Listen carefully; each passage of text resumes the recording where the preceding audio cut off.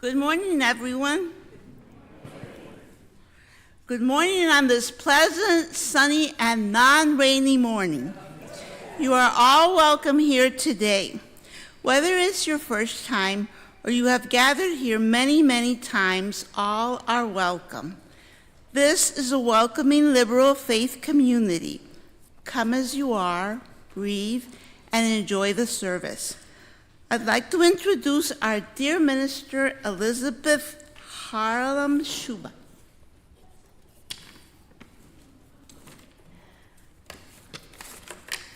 Please rise and join me as you are willing and able in hymn 325 in the gray hymnal, Love Makes a Bridge.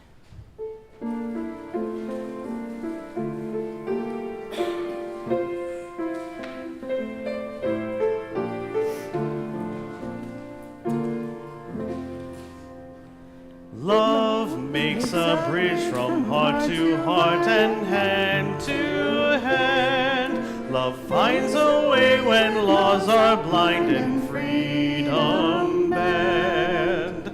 Love breaks the walls of language, gender, class, and age.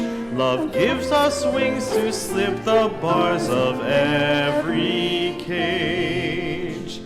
Love lifts the hopes that force and fear have beaten down. Love breaks the chains that give us strength to stand our ground. Love rings the bells of wanted birth and wedding day. Love guides the hands that promise more than words can say. Love makes a bridge that winds may shake yet not destroy. Love carries faith through life and death to endless joy.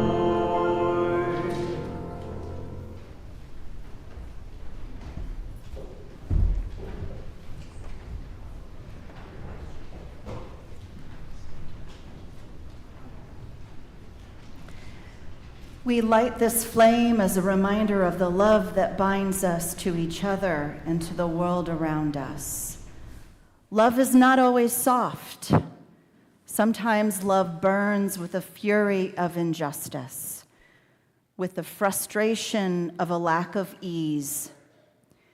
Sometimes love is stealthy and it lies in wait, growing ever more fierce until it takes over a hateful force that couldn't even see it coming. Love is the high road, and the high road is long.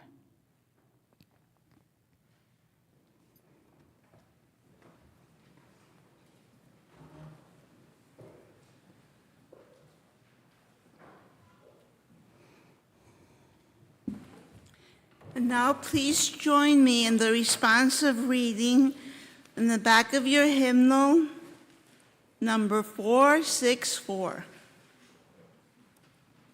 464.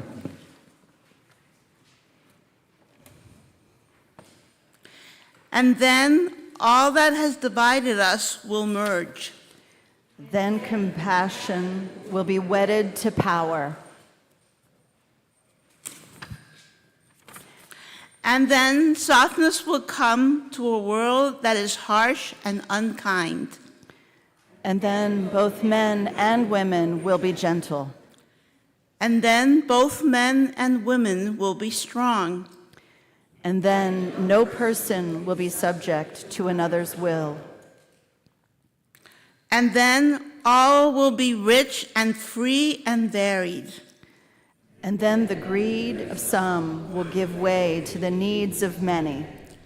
And then all will share equally in the earth's abundance. And then all will care for the sick and the weak and the old. And then all will nourish the young. And then all will cherish life's creatures. And then we will all live in harmony with each other and the earth. And then everywhere will be called Eden once again.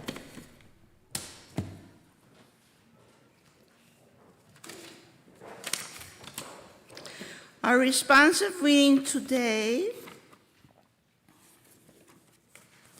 joy is an act of rebellion against the established order, which is why the angels brought their glad tidings to the night shift serfs rather than the boardroom suits.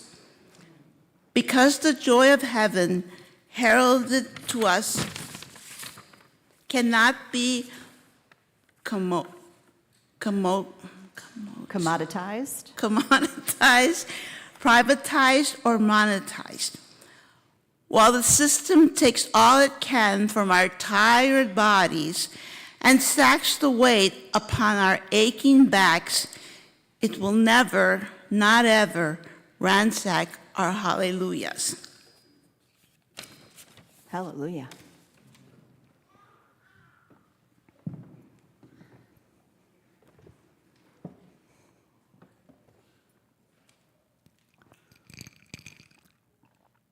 Ooh, Lillian, you're right. Cold is better. I was just going to sit some warm tap water up here for myself. Good morning, beloveds. It is always wonderful to be with you, and I'm so grateful that you show up when I'm in the pulpit. Thank you. When I was last here, I spoke to the need for holding space for our own suffering and shared my belief that doing so from within community deepens and enriches our spiritual lives. Today, I want to talk to you about the action of spiritual community. How can we better amplify our voice? Unitarian Universalists have a long and storied past of those who were so committed to our values that they sacrificed their lives for them. Their intention surely was not to meet this kind of end, but rather they found themselves unable to turn away from their conscience or truth or belief at any cost. Our earliest martyr is Michael Servetus. He was put to death in 1553 because he boldly and frequently shared his belief that Jesus was a prophet, but not the Son of God. His stance against the biblical prominence of the Trinity, while the origin of UUCL's Unitarianism was seen as heretical in his time, and the Calvins silenced him for it. Two of our more recent martyrs are Viola Liuzzo and James Reeb. Both of them answered the call to march from Selma to Montgomery, Alabama in 1965. Both understood what their whiteness would say to the Black community about their willingness to stand in solidarity in the civil rights movement. They also knew that by doing so, by placing their bodies in this gap between white and Black communities, they were strapping on a target. If you're not familiar with Servetus, Reeb, or Liuzzo, I hope you'll spend some time learning about them. One was a Renaissance man whose trust in the freedom of thought and speech in his time was misplaced. One had answered the call to ministry, and one had answered the call to motherhood. All paid the ultimate sacrifice. Bear with me, I have a little bit of a sore throat today. I'm not suggesting that at all, in any kind of way, that your aspiration should be to that of martyrdom. But I do think these times ask us to discern and commit to what we are willing to risk in the name of liberating the world from hate and suffering. Maybe it sounds something like, I don't want to be a martyr, but I'm going to die trying. In Tibetan Buddhism, as in many traditions, the teachings say that compassion requires action. I'd like to take that one step further by saying the action of compassion requires some amount of vulnerability. What are you willing to expose about yourself in an effort to be vulnerable enough to act out your compassion?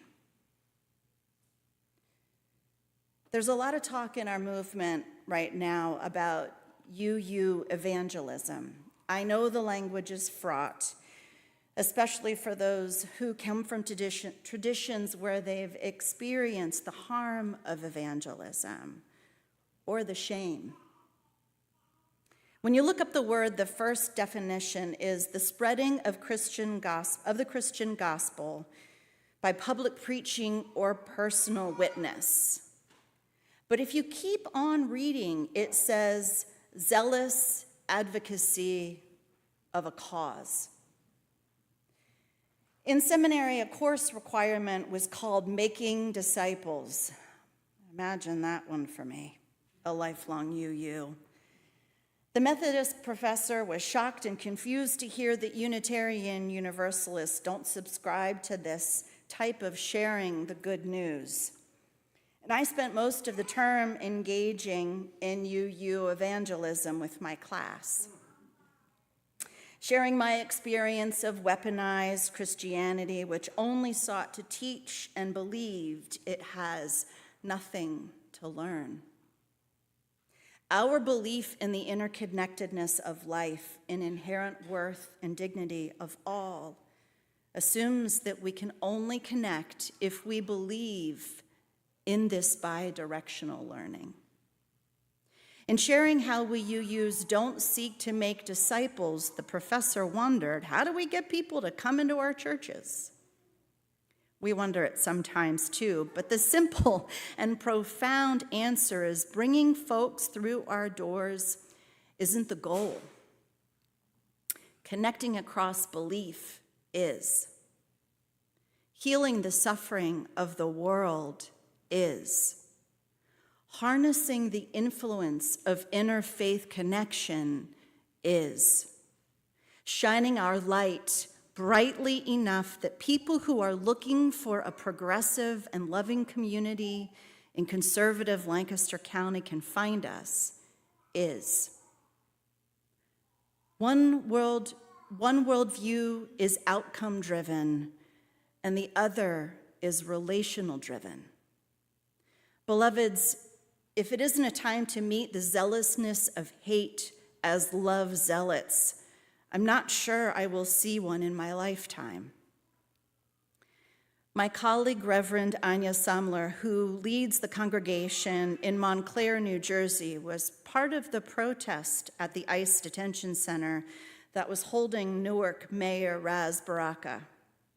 When interviewed, she said this: "I'm here because my Universalist faith tells me to love the hell out of the world.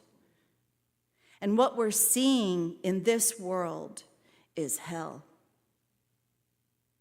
I love everything about that and would only change it by using bigger swear jar words.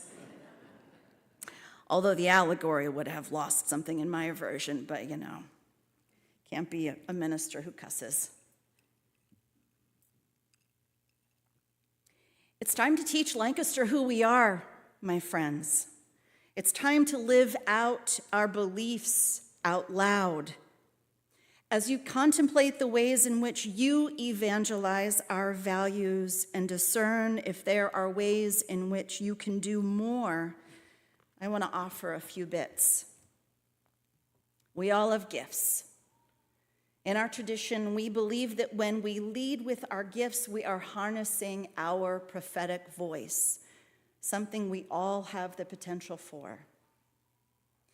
And thinking about the words of the responsive reading, how do you harness your compassion to ensure it is wedded to your own power? My natural gift is to listen deeply.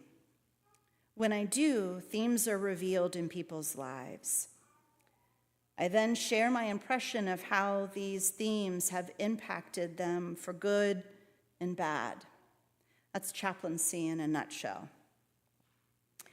By listening, I am able to understand the ways in which systems fail to serve those whom they promise to do so. These are parts of my job as a clinical chaplain where these gifts are therapeutic to the receivers of my care and fill my sense of call. There are also ways in which deep listening and a talent for observation complicate a life without moral injury. Moral injury is the sustained experience of moral distress. Moral distress happens when the moral response is clear, but we feel or are actually powerless to take action. I realize I can only change a system from within it, so I stay. And being internal to a system means having to create and be creative about living our values out loud. Not only do I serve patients, families, and staff as they navigate the existential quandaries of being a human being, I'm also the chair of the Biomedical Ethics Committee, an ethics consultant, and the co-chair of the Diversity, Equity, and Inclusion Advisory Council for LGH Penn Medicine. I'm called to serve these roles because I'm a Unitarian Universalist.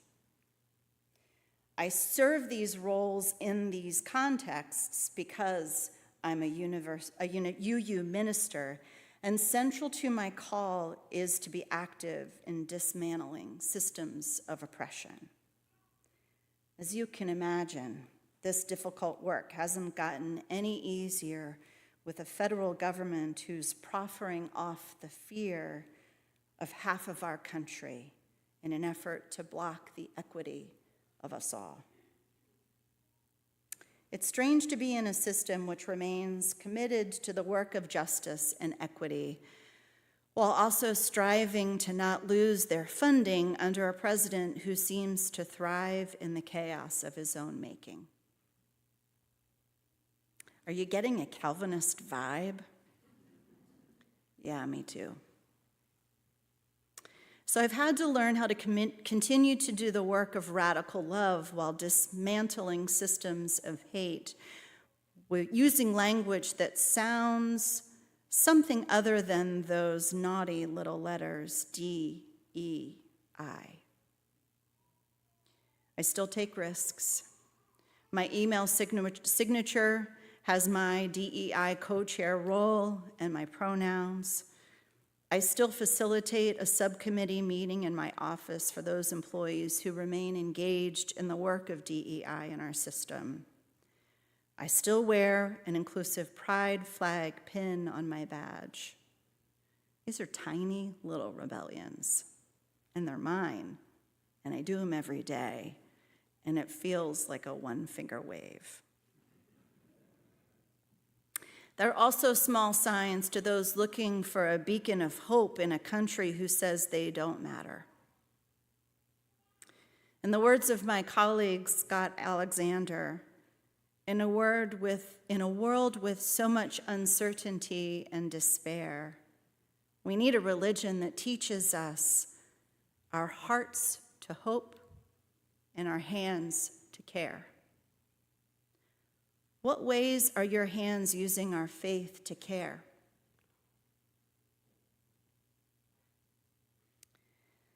The nature of my work means I meet a lot of people. In chaplaincy, we do not proselytize. Proselytizing is attempting to convert from one religion, belief, or opinion to another. To proselytize to someone in a hospital or cancer facility would be cruel. It centers the desire of the proselytizer, not the person they are hoping to convert in the action.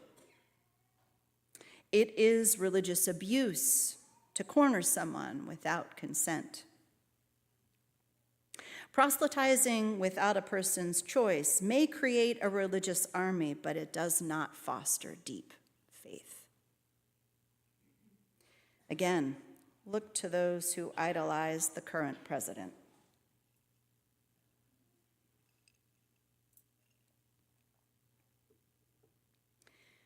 Being a UU evangelizer centers the love.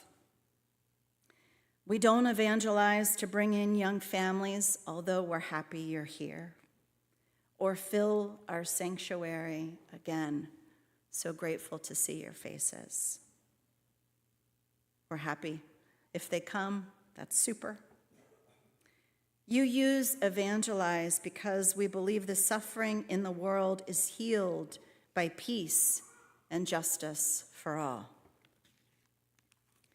We share because in a world where people ask, "How you doing?" as a passing greeting, we believe deep connection with self, the natural world, and others is a spiritual practice.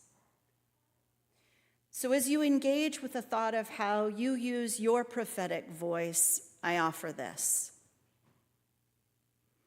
In these current times where 50% of our country voted for the chaos we're living in, now is not the time to proselytize. It's a waste of our gifts to engage with those who choose fear over love. That's not to say that the ripples of love we create in the world don't have causation to those who choose fear. However, our efforts are best suited to show people what Unitarian Universalism is and who we are. We can never really be sure who's listening. A few months ago, I was officiating the funeral of one of my patients. I had also officiated his wedding when he was home on hospice. As I was signing the marriage certificate in their kitchen with his brand spanking new wife, they'd been together for 30 years, it was definitely time. I saw a Confederate flag hanging from his wall.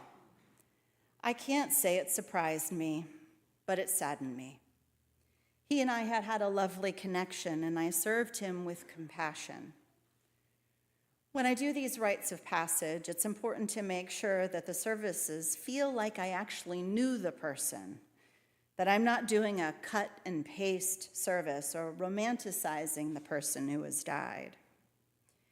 After the funeral, a brother-in-law found me and wanted to hear more about Unitarian Universalism. He had Googled me before the service. Yet another instance where I'm grateful the internet did not exist in the same way before I was 30. Anyway, after hearing the liturgy of the service, he said, "It sounds like your church is all about love." Yeah, I said it is. If I had been left to assume the position of those in attendance to this service, I would have missed the opportunity to affirm the brother-in-law's thoughts on who we were, who we are, who we pretend, who we promise to be. How do you show up in a world, and how can you bring our UU values into action? I know we're all good at gathering at rallies and writing letters. We use our voice in the democratic process. We put our wallets behind efforts that align with our values. I wonder if there are new ways that we can each strive to spread the love of Unitarian Universalism. How do we use our voices? What's something you've wanted to do but were worried about the optics? How can you be a steward of our faith outside of these walls? I hope this isn't received as a nudge that you aren't doing enough.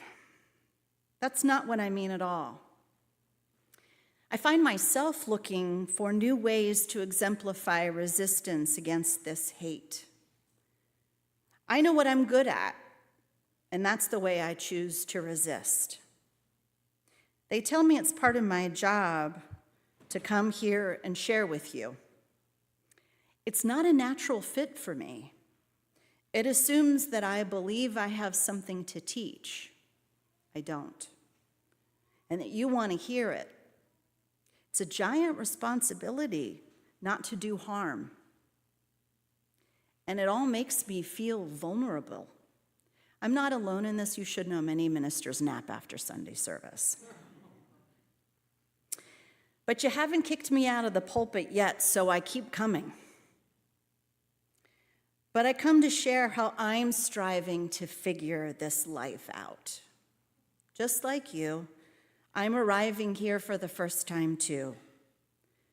I see myself less as a guide and more as a companion. So let's walk this path of meaning making together. I'll notice the themes. Maybe you can create a map to help me with my lack of sense of direction. Or maybe your life experiences help me to see a different way of thinking. If you came here hoping I was going to give you all of the ingredients you need to be a super you, sorry. I'm just a gal who notices things and likes to share the things I notice. What kind of gal are you? Let's be love zealots together, okay? I offered the eulogy for Dr. Wirt a couple of months ago, and I kept hearing again and again how grateful they were to hear what music sounds like at UUCL, what a gift our talented musicians are. And I can't wait for you to hear what they've done with the song that's on repeat for me right now. It's called Exoskeleton by Stephen Bamidel. And his lyrics speak to the reward that awaits us when we allow ourselves to be vulnerable enough for people to get to know us, even if it's uncomfortable. Kind of like preaching. Blessed be.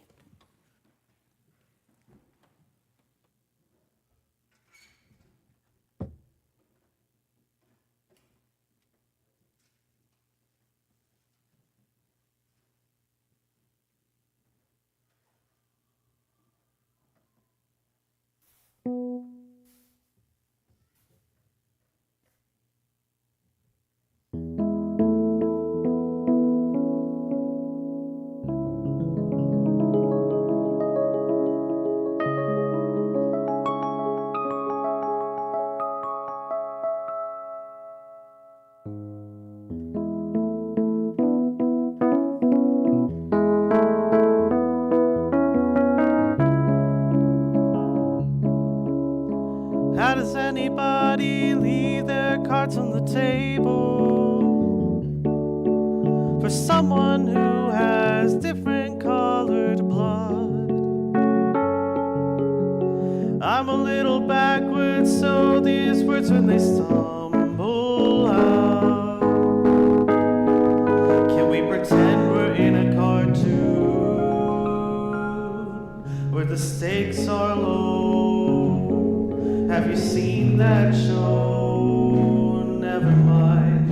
Roll the stone back from that tomb. Feel alive since I met you. You're the only one who didn't turn away. Found myself in Timbuktu. People ask can I look blue. You're the only one who didn't stop and stare.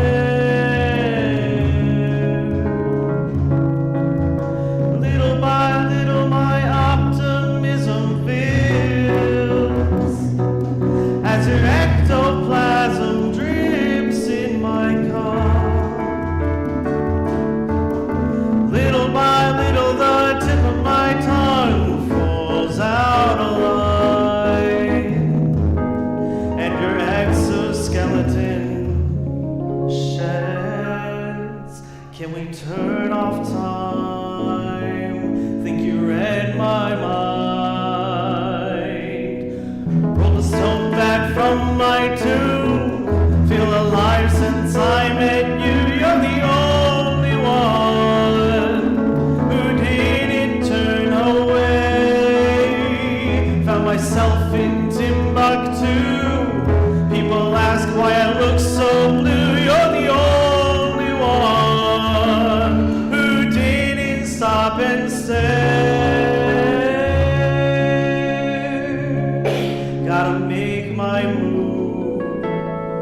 Gotta tie my shoes and stride.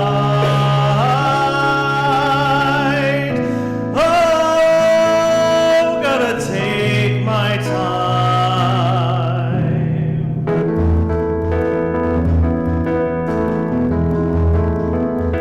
'Cause I wanna get the words right. Oh, the words right.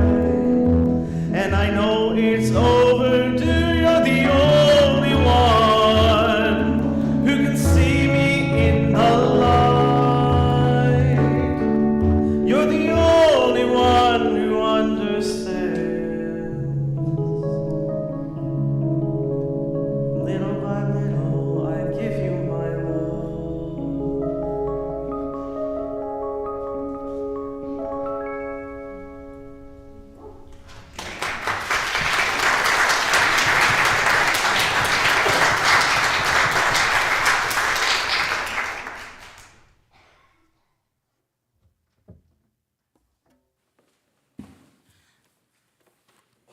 That was beautiful, Eli. Thank you.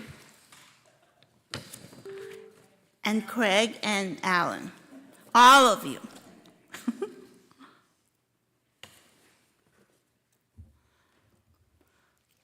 As soon as I read the responsorial psalm, which we did here, and the reading, the reflection, I really thought how far away we are from all this in this moment here right now in our troubled world. It made me think hard, is this ever achievable? And I quote, "And then all that was divided us will merge, and then softness will come into the world." Does it sound like our world? Mm-mm. You know, I am a big Star Trek fan, because what attracted me to that, in that time, they had conquered all wars, and they would visit other planets in peace.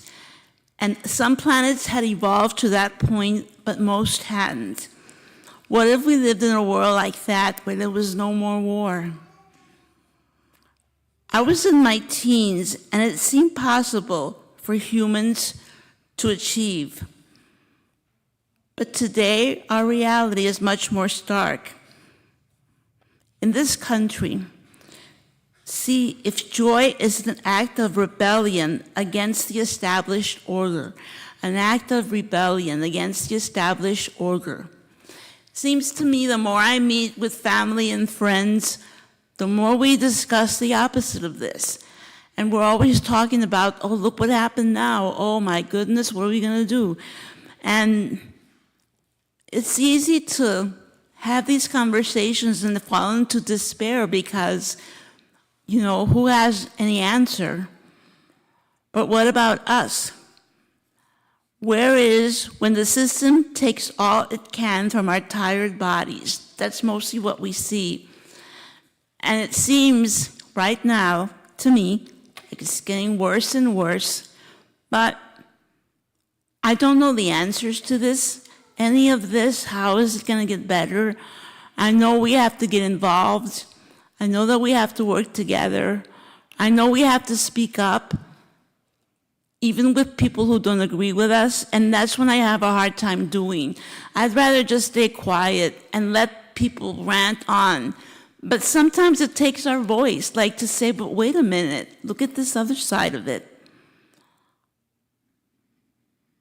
I don't know the road, what the road is, but I know what my place is. A little bit like Reverend was saying, it's just standing up, finding my voice, doing all I can, not wallowing in misery or how terrible is it, but finding ways to always move on in love.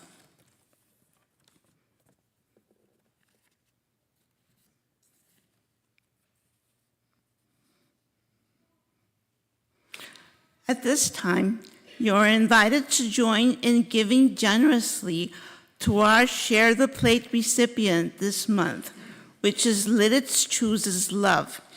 It's a grassroots organization that is committed to advocating for LGBTQ individuals within the community by creating safe social spaces and connecting community members with local resources. Please give as generously as you can. May the collection now be gratefully collected.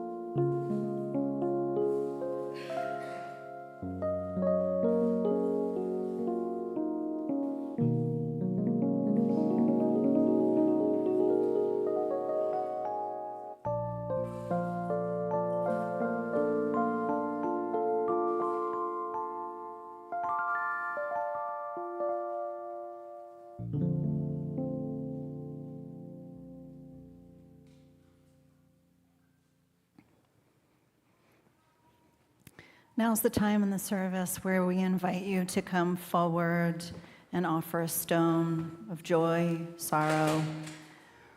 I like complex feelings. It's kind of my wheelhouse, so you can put a stone if you'd like one of those too. Feel free to come through the center, find Lillian. She'll have a stone in the sand for you.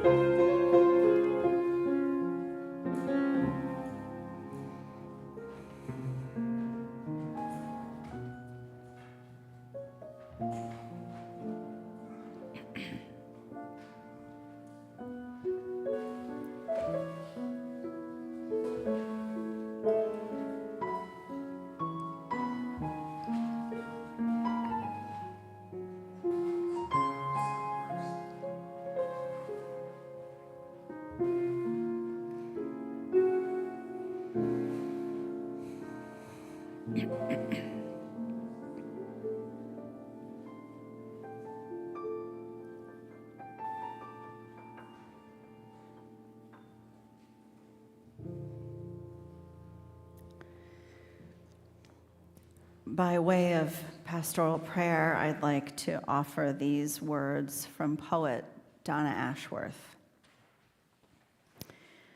Joy does not arrive with a fanfare on a red carpet strewn with flowers of a perfect life.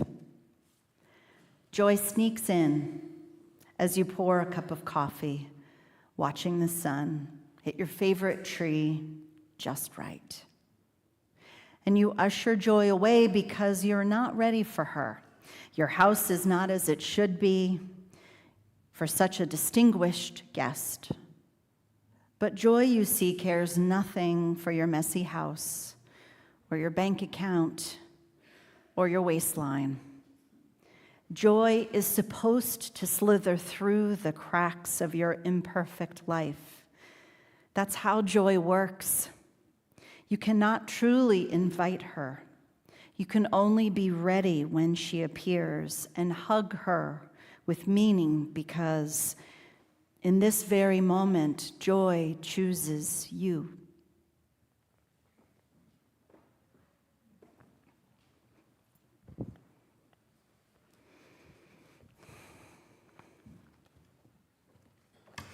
I would just like to say, before you all join me in the affirmation of faith, I've heard this often. I think you all say it fine in Spanish, and it makes me happy. Thanks, Lillian. So the affirmation of service is in the front page. We'll start in English. Love is the spirit of this church, and service is its gift. This is our great covenant, to dwell together in peace, to seek the truth in love, and to help one another. El amor es el espíritu de esta iglesia, y el servicio es su ofrenda. Este es nuestro gran pacto, el convivir unidos en paz, el buscar la verdad en amor y ayudarnos unos a los otros. See?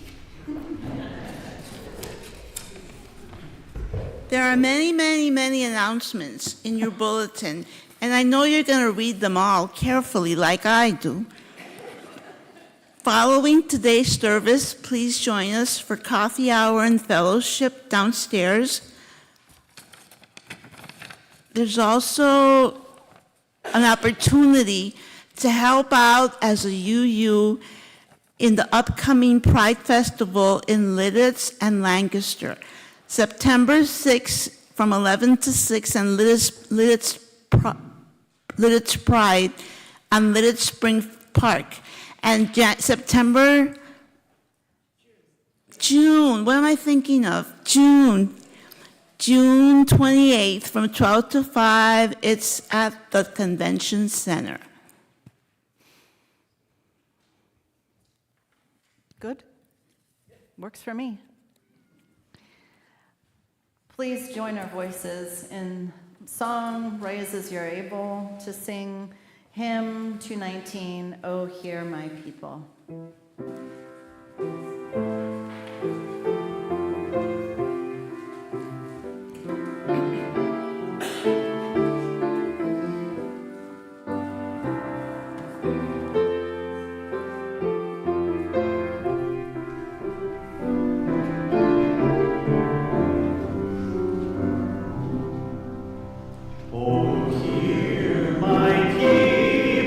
Hear me well, I have no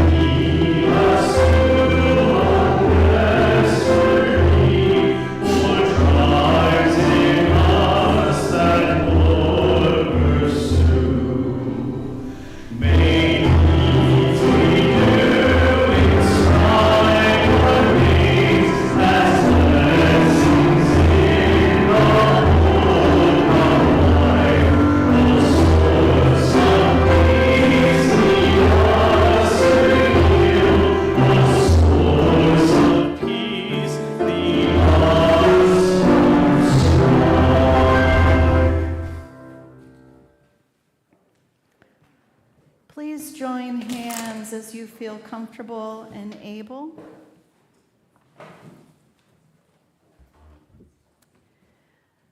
Beloveds, let joy slither in, and don't keep her for yourself. Love the world we are in by sharing the joy which is the sacred gift of the air we breathe. Shed your exoskeleton so that you can teach those you meet that they don't need theirs around you either. If we want the world to be different, it starts with us. Go get into good trouble. Go in peace and live in love. Blessed be. Shalom, Amen, and Ashe.